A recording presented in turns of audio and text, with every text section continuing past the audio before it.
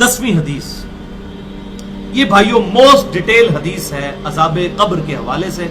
मैं इसे word by word पढ़ूंगा ओरिजिनल किताब से। सुनन अबी दाऊद में 4753 है, मुस्नद इमाम अहमद में जिल्द 4 सफ़ा 287 पर 18557 है, और अल मुस्तदरक लिल हाकिम में 107 नंबर हदीस है, मिशकात में 1630 नंबर है। अच्छा, ये अबू दाऊद की जो इसकी रवायत है और मुस्नद अहमद की, उसमें आमश मुदल्लिस है और अन से रवायत कर रहा है, लेकिन जो अल मुस्तदरक लिल हाकिम की रवायत है उसमें इमाम आमश ने अपनी समा की तसरीह की है और उन्होंने कहा कि मैंने हदीस सुनी है।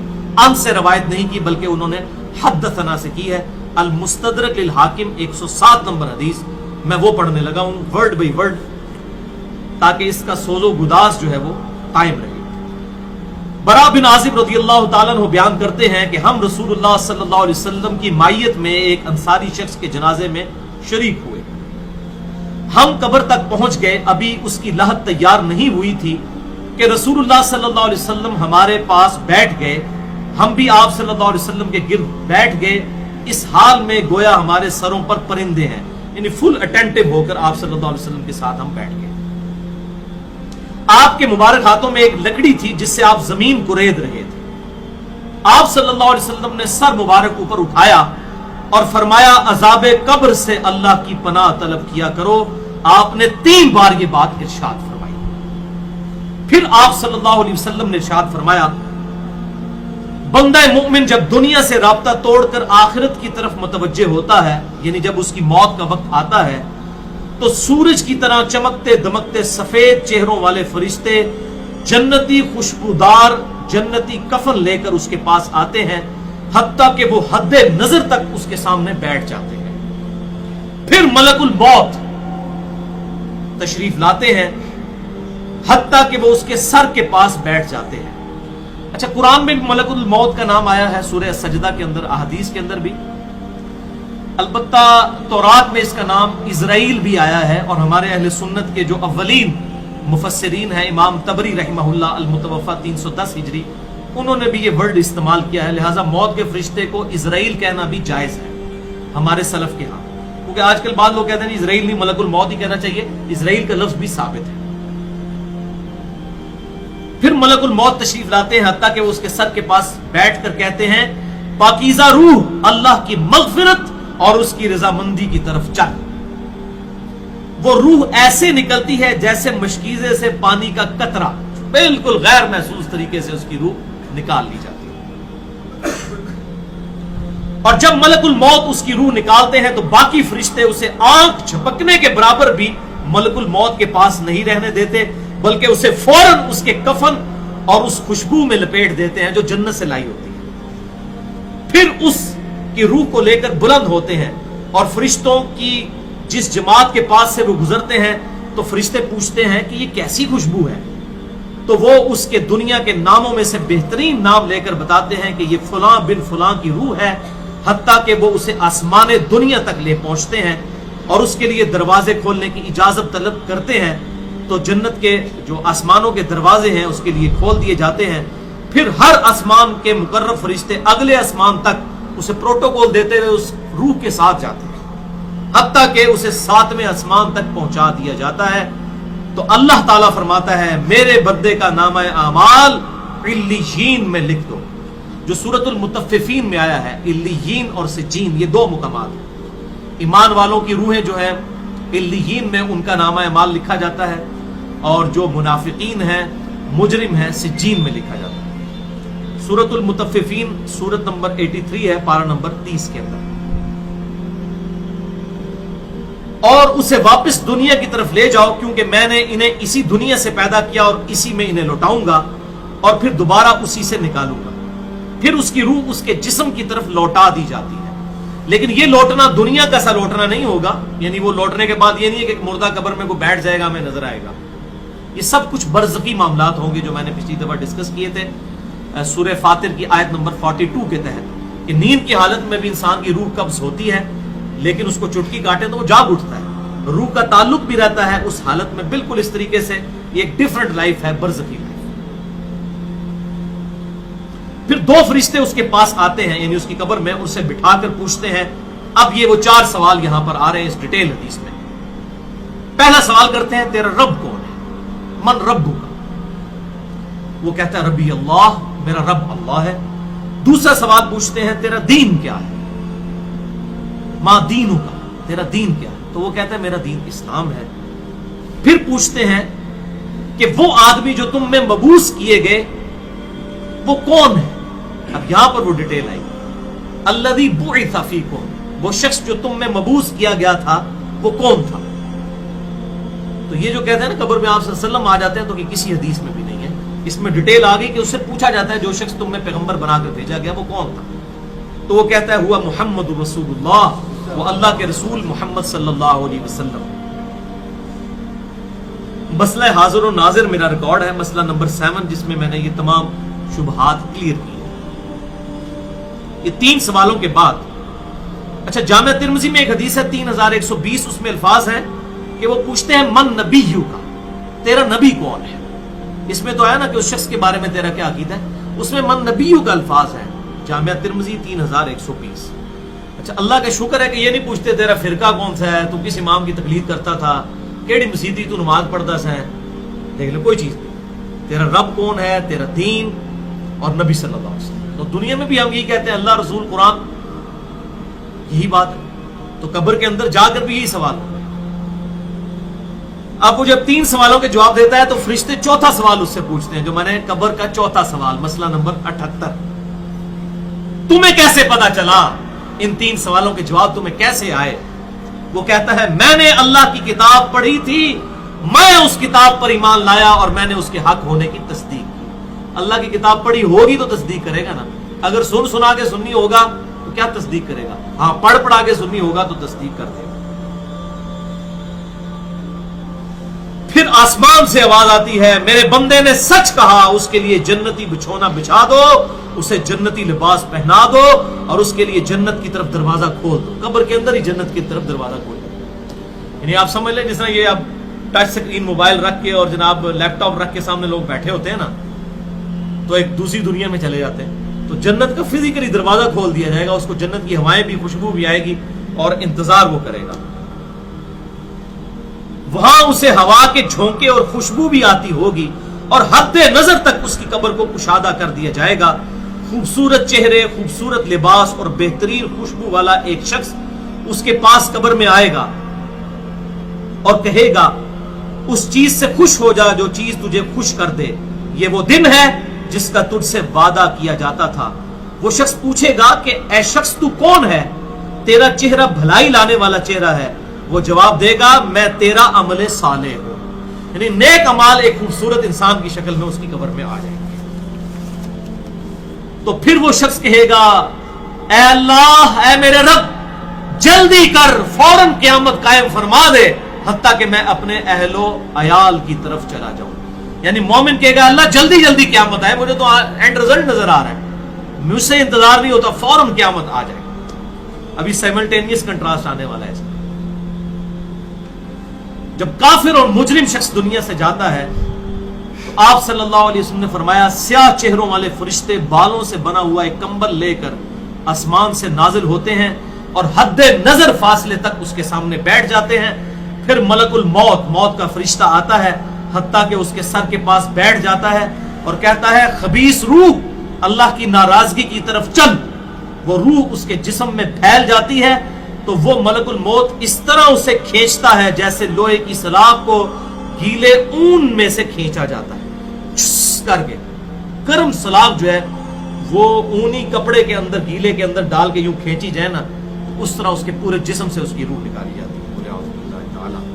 پھر ملک الموت سے باقی فرشتے اس کی روح کو لے کر پلک جھپکنے کے برابر بھی وہاں نہیں رہنے دیتے حتیٰ کہ وہ اسے بالوں سے بنے ہوئے کمبل میں لپیٹ لیتے ہیں اور اس سے زمین کے مردار سے نکلنے والی انتہائی بری بدبو نکلتی ہے. وہ اسے لے کر اوپر چڑھتے ہیں تو وہ فرشتوں کی جس جماعت کے پاس سے گزرتے ہیں تو فرشتوں کی جماعتیں کہتی ہیں کیسی خبیث روح ہے. وہ کہتے ہیں یہ فلاں بن فلاں کی روح ہے اور وہ اس کی دنیا کا انتہائی کبھی نام لے کر بتاتے ہیں حتیٰ کہ اسے آسمانی دنیا تک لے جایا جاتا ہے. اس کے لیے دروازے کھولنے کے لیے درخواست کی جاتی ہے تو आसमान के दरवाजे उसके लिए नहीं खोले जाते। फिर रसूलुल्लाह सल्लल्लाहु अलैहि वसल्लम ने सूरतुल अराफ की आयत पढ़ी कि उनके लिए आसमानों के दरवाजे नहीं खोले जाएंगे, वो जन्नत में दाखिल भी नहीं होंगे हत्ता कि ऊंट सुई के सुराग से गुजर जाए। ये सूरतुल अराफ की आयत आप सल्लल्लाहु अलैहि वसल्लम ने पढ़ी। फिर आप सल्लल्लाहु अलैहि वसल्लम ने फरमाया कि अल्लाह ताला फरमाता है इसकी किताब को सबसे निचली जमीन में सिज्जीन में लिख दो, फिर इसकी रूह को शिद्दत के साथ पट खा जाता है। फिर आप सल्लल्लाहु अलैहि वसल्लम ने ये आयत तिलावत फरमाई सूरह अल हज की, जो शख्स अल्लाह के साथ शिर्क करता है गोया वो आसमान से गिर पड़ा तो अब परिंदे उसे उचक कर ले जाएं या किसी दूर जगह पर फेंक दें। फिर उसकी रूह उसके जिस्म में लौटा दी जाती है और दो फरिश्ते उसके पास आकर उससे पूछते हैं तेरा रब कौन है। अब इससे भी सवाल होता है, वो हैरत ज़दा होकर कहता है हाय अफसोस, हाय अफसोस, मैं नहीं जानता, मैं नहीं जानता। फिर पूछते हैं तेरा दीन क्या है, वो फिर हैरत ज़दा होकर कहता है हाय अफसोस, हाय अफसोस, मैं नहीं जानता, मैं नहीं जानता। फिर उससे पूछते हैं कि जो शख्स तुम में मबूस किए गए वो कौन थे, तो कहता है हाय अफसोस, मैं नहीं जानता, मैं नहीं जानता। फिर आसमान से आवाज आती है इसने झूठ बोला, इसके लिए जहन्नुम का बिछौना बिछा दो। और बुखारी में अल्फाज हैं 1374। इसके जवाब में फरिश्ते फिर उससे चौथा सवाल क्या करते हैं, ला दरईता वला तलईता, वो तूने खुद पढ़कर समझने की कोशिश क्यों नहीं की, या जो लोग समझे हुए लोग थे, किताबों सुन्नत के मनहज पर चलने वाले लोग थे, उनके साथ तू क्यों नहीं चला। अल्लाह ताला फरमाता है इसके लिए जहन्नमी बिछौना बिछा दो, जहन्नुम की तरफ एक दरवाजा खोल दो, वहां से गर्मी और गर्म हवा उसकी कब्र में आती रहेगी। उसकी कब्र को इस कदर तंग कर दिया जाएगा कि इसकी पसलियां एक दूसरे के अंदर दाखिल हो जाएगी और एक कबीह चेहरे वाला शख्स कबीह लिबास में इंतहाई बदबूदार हालत में उसके पास आएगा और उसे कहेगा तुम्हें ऐसी चीजों की बिशारत हो जो तुम्हें गमजदा कर दें, ये तेरा वो दिन है जिसका तुझसे वादा था। वो पूछेगा तू कौन है, तेरे चेहरे से तो खैर की तवक्को नजर नहीं आती। वो जवाब देगा मैं तेरा खबीस अमल हूं जो तू दुनिया में किया करता था। बात अमल के साथ ही है, सिर्फ कलमा पढ़ना काफी नहीं है, अमल। फिर वो कहता है मेरे रब क़यामत कायम ना करना, ऐ मेरे रब क़यामत कायम ना करना। मोमिन क्या कहता है, क़यामत कायम कर रहा है अल्लाह। अब ये वो हदीस है वो जिस उस आयत को हल करती है जो पिछली दफा एक भाई ने सवाल भी किया था। सूरह यासीन की आयत नंबर है 52। क़ालू या वैलना मन बअसना मिन मरक़दिना, यानी जब कब्रों से निकाला जाएगा मुजरिमों को, वो कहेंगे हाय अफसोस, हमें किसने हमारी कब्रों से बाहर निकाल दिया। तो अल्लाह ताला क्या फरमाएगा, हाज़ा मा वअदर रहमान व सदक़ल मुरसलून, यही है वो जिसका वादा रहमान ने किया था और रसूलों ने सच्चा कहा था। तो कहते हैं जी मुनकरीन अज़ाब कब्र कहते हैं जी वो इंसान क्यों कहते हैं हमारी कब्रों से किसने उठा लिया, तो उस पर अजाब तो नहीं होता, अजाब तो हो रहा है। वो आप देखें इस वो हदीस में क्या कह रहा है, अल्लाह क़यामत कायम ना करना, यानी ये अजाब तो आया, क़यामत आई तो फिर बड़ा अजाब भी मुझ पर आएगा। तो इसीलिए वो उस हैरत ज़दा होगा क़यामत वाले दिन, क्या मेरे ऊपर अगली मुसीबत आ गई, अजाब की चौथी और फाइनल किस्त भी मेरे पर आने वाली है। अल्लाहुम्मा अजिरना मिनन नार। 11वीं हदीस सुनन निसाई में 1834, मिशकात में 1629। अबू हुरैरा रज़ियल्लाहु ताला अन्हु कहते हैं आप सल्लल्लाहु अलैहि वसल्लम ने फरमाया जब मुमिन शख्स की मौत का वक्त आता है तो रहमत के फरिश्ते सफेद रेशम लेकर आते हैं और कहते हैं राजी होने वाली पसंदीदा रूह निकल, अल्लाह की राहत और रिज्क की तरफ चल, रब तुझ पर नाराज नहीं।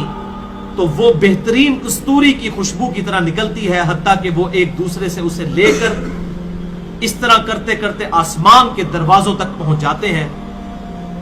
तो वो कहते हैं जमीन से ये कैसी पाकीज़ा खुशबू तुम्हारे पास आई है। वो इसे मोमिनों की रूह के पास ले जाते हैं, यानी नेक आदमी की रूह को, जो पहले मोमिन मर चुके हैं उनकी रूहों के पास। तो उन्हें उसके आने पर उससे भी ज्यादा खुशी होती है, यानी मोमिन इंतजार कर रहे होते हैं, वेलकम करते हैं। जैसा कि तुम में से किसी को अपने बिछड़े हुए शख्स के मिलने पर खुशी होती है। तो वो ऑलरेडी जो मुर्दा रूहें वहां पर पहुंची होती हैं, जो मर चुके शख्स जो होते हैं उनकी रूहें, वो नई आने वाली रूह से पूछते हैं फलां का क्या हाल है, फलां का क्या हाल है। फिर वो कहते हैं इसे छोड़ दो क्योंकि ये अभी अभी दुनिया के गम में मुब्तला होकर यहां पर आया है। तो मरने वाला शख्स कहता है कि तुम जिस शख्स के बारे में मुझसे पूछ रहे हो वो तो फौत हो चुका है, क्या तुम्हारे पास नहीं आया। वो कहते हैं इसे तो उसके ठिकाने हाविया यानी जहन्नुम में पहुंचा दिया गया है। اور جب کافر شخص کی موت کا وقت آتا ہے تو عذاب کے فرشتے بالوں کا لباس لے کر اس کے پاس آتے ہیں اور اسے کہتے ہیں ناراض ہونے والی ناپسندیدہ روح نکل، اللہ کے عذاب کی طرف چل۔ وہ مردار کی انتہائی بدبو کی صورت میں نکلتی ہے، حتیٰ کہ وہ اسے زمین کے دروازے کے پاس لے آتے ہیں تو وہ کہتے ہیں یہ کتنی بدبودار ہے، حتیٰ کہ اسے کافروں کی روح کے پاس ملا دیا جاتا ہے۔ اب دیکھیں کہ وہ مومن پوچھ رہے ہوتے ہیں، اب میں اس کو ٹرانسلیٹ کر رہا ہوں، برا نہیں منانا۔ وہ مومن کہتے ہیں کہ فلاں شخص کا کیا حال ہے، فلاں بزرگ، فلاں مولوی صاحب، فلاں حضرت صاحب کدھر ہے؟ وہ کہتے ہیں وہ تو جناب کدوں دا مار بیٹھے تو آڈے کو نہیں پہنچے، اور پھر فرشتے سے جناب ایتھے نہیں آئے جو دوزخ کی دیکھ لیں۔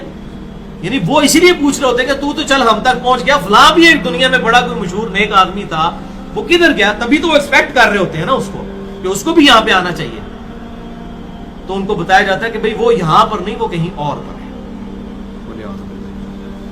12ویں حدیث جامعہ ترمذی میں 1071 نمبر اور مشکات میں 130 نمبر ہے۔ سیدنا ابو ہریرہ کہتے ہیں نبی صلی اللہ علیہ وسلم نے فرمایا جب میت کو دفن کیا جاتا ہے تو 2 سیاہ فام نیلی آنکھوں والے فرشتے اس کے پاس آتے ہیں، ان میں سے ایک کو منکر اور دوسرے کو نکیر کہا جاتا ہے۔ سیاہ فام نیلی آنکھوں والے خطرناک شکل کے فرشتے منکر اور نکیر۔ پس وہ کہتے ہیں تم اس شخص کے بارے میں کیا کہا کرتے تھے، یعنی نبی صلی اللہ علیہ وسلم کے بارے میں سوال ہوتا ہے تو وہ کہتا ہے وہ اللہ کے بندے اور اس کے رسول ہیں، میں گواہی دیتا ہوں کہ اللہ کے سوا کوئی معبود نہیں اور محمد صلی اللہ علیہ وسلم اس کے بندے اور رسول ہیں۔ وہ دونوں فرشتے کہتے ہیں ہمیں پتا تھا تم یہی جواب دو گے۔ پھر اس کی قبر کو لمبائی اور چوڑائی میں 70 ہاتھ کشادہ کر دیا جاتا ہے۔ یہ 70 کہتے ہیں کثرت، حد نظر تک کشادہ کر دیا جاتا ہے۔ پھر اس کے لیے اس میں روشنی کر دی جاتی ہے، پھر اسے کہا جاتا ہے سو جا۔ وہ کہتا ہے میں اپنے گھر والوں کے پاس واپس جانا چاہتا ہوں تاکہ انہیں بتاؤں کہ میں کامیاب ہو گیا ہوں، لیکن وہ کہتے ہیں کہ تو دلہن کی طرح سو جا، جسے اس کے گھر کا عزیز ترین فرد ہی آ کر بیدار کرتا ہے، حتیٰ کہ اللہ تعالیٰ اسے اس کی خوابگاہ سے قیامت والے دن بیدار کرے گا۔ یعنی اسے لٹا دیا جائے گا، پھر اس پہ وہ کیفیت وہ جنت والی تاری رہے گی، پھر الٹیمیٹلی اللہ تعالیٰ اسے دوبارہ سے زندہ کرے گا۔ اور اگر وہ منافق ہوا تو وہ کہے گا میں نے لوگوں کو ایک بات کہتے ہوئے سنا تو میں بھی ویسے ہی کہا کرتا تھا، یعنی مجھے نہیں پتا، اللہ کی وہ گواہی نہیں دے سکے گا، رسول اللہ صلی اللہ علیہ وسلم کا اقرار نہیں کر سکے گا، میں کچھ نہیں جانتا۔ وہ فرشتے کہیں گے ہمیں پتا تھا تم یہی کہو گے، پس زمین سے کہا جاتا ہے اس پر تنگ ہو جا، وہ اس پر تنگ ہو جاتی ہے حتیٰ کہ اس کی ہڈیاں اور پسلیاں ایک طرف کی دوسری طرف آ جاتی ہیں، یوں وَلِعَوْذُ بِاللَّهِ تعالی، اور اسے مسلسل عذاب ہوتا رہے گا حتیٰ کہ اللہ اسے خوابگاہ سے دوبارہ زندہ کرے گا، یعنی قیامت تک اس پر وہ اس حالت میں عذاب رہے گا، ہمیں نظر نہیں آئے گا۔ جیسے سویا ہوا شخص ایک ڈراؤنا خواب دیکھتا ہے وہ تکلیف محسوس کرتا ہے، پاس کھڑا شخص نہیں محسوس کر سکتا۔